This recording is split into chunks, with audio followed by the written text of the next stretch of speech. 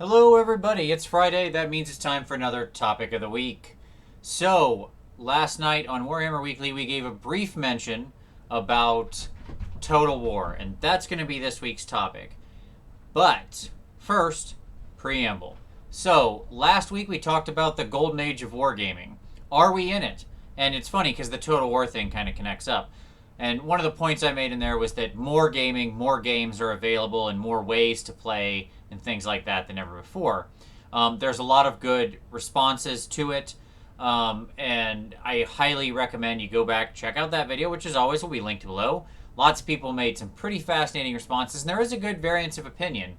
To me, the answer is clear. We're entering it. But Hooves made a great point in his video that maybe it could be even better somewhere down the line, and that's certainly true. It might be that we thought things were great now, but just they could be even more amazing in the future. So, and I like that hopeful take on things. So, good thoughts, Hooves. But thinking about the number of ways to play these games, that turns us to this week's topic, which is Total War.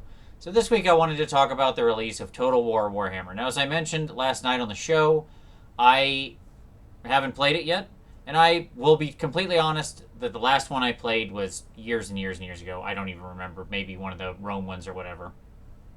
Um, but it was I haven't had any time or inclination really to play video games in a while. So I thought this week's topic would be for those people who have played it to share with us the things they love about the game. And what do you think about it? Are you thinking about picking it up? What do you think about it being set in the old world? Is this a nice chance for you to go visit it again? Does it make you angry to see Total War based in the old world, where the Age of Sigmar is what we're playing with our minis? Would you want to see Total War release some expansions, like a Total War End Times, like Tom had mentioned last night on the show? You know, would you want to see them maybe somewhere down the line keep going with this franchise and eventually track through and go through the whole process and end up in an Age of Sigmar Total War somewhere way down the line?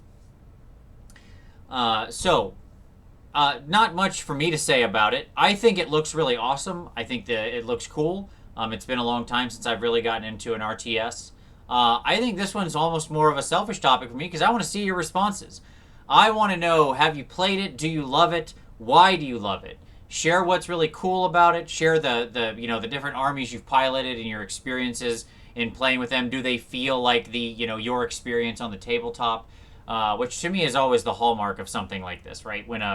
When you've got this sort of brand, this property that's brought onto another medium, does it still feel like the original thing? So I'm curious to know that. Does it capture what it feels like to play the Empire, to play the Orcs and Goblins, or whatever, right? Do you feel like you're still piloting that army, but just in a digital form? And where would you like to see the Total War franchise go? I'm assuming this will be pretty successful. It seemed like it's getting a lot of traction, like a lot of people are interested. So where do you want to see the story progress? And perhaps finally, much like we touched on with Warhammer Quest, is this, in your mind, another on-ramp into the actual, tabletop game? Are more people going to play with these because they played the video game? Is there really a connection there? And if so, how strong do you think it is? This I do have an opinion about. My opinion is no, but I would love to hear whether or not you think differently. My opinion is that there's just never been a strong enough connection between the two. That people who play the video game are very rarely motivated to then go to a game store, find the plastic figures, crack open boxes, cut out sprues, glue everything together, prime, and learn how to paint, find friends to play, and that kind of thing. I just think it's two completely different audiences and buyer personas. Which seems weird because it's both the same subject matter, but I just don't think the overlap is very big at all. I mean, I'm not saying it's zero, okay? Like, I'm sure there's been a few people, but I think the number is so shockingly small that it wouldn't actually be seen as a viable sort of development strategy or a way to grow your core game. To me, it's simply another way for people who do play the war game to enjoy it, but also to sell the war game to a broader market than you could ever get to buy the figures. It reminds me of the old Magic D&D crossover. Both things are owned by Wizards of the Coast. For a long time, the call and the question has been, why is there no overlap between the two? Why can't I play D&D in the world of Magic the Gathering, right? Being the sort of obvious way that you would do it. You'd release kind of a Magic box set, right? And the reason behind that is because when they did a bunch of market research back in the 90s, in the late 90s, what they found was that there's almost no overlap between those two markets, which is shocking to me. Because again, as somebody who did play both Magic and D&D religiously at the same time, I was shocked to find out I was in a tiny little Venn diagram sliver of overlap. But the conclusion on the market research that Wizards conducted at that time was that it wouldn't be worth it.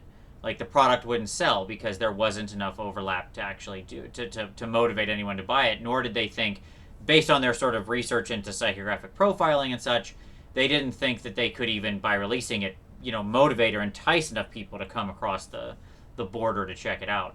So to me, this feels like maybe the same thing, where even though it seems obvious that there would be crossover, that in fact there's not.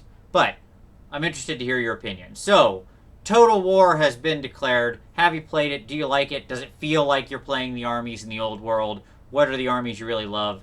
Where do you want to see the story go? And does this lead to more wargamers, for more, people collecting little plastic dollies for us to put on a table and fight with? As always, your responses will be posted down below if you make a video response, but feel free, of course, to just start the conversation in the comments. Always like to see that. And as always, we'll see you next time.